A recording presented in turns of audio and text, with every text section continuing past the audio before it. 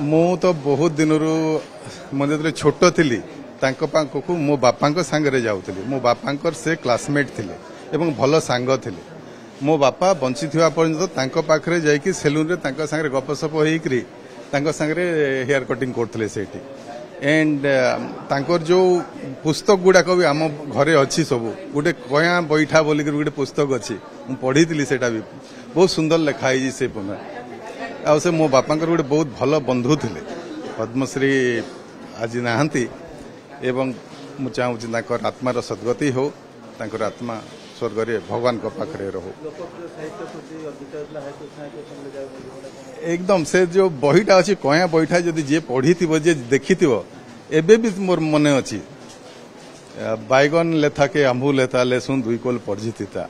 ठुला ठुला मारी देता झाए झरिया झुल टुणु बोही पड़ुवा लाल यही सब तांकर रचना गुड़ाक अच्छे हाय कृष्ण बोली जाऊ मो जीवन ये गुड़ाक बहुत घरे घरे परिचित अच्छा हाँ तांकर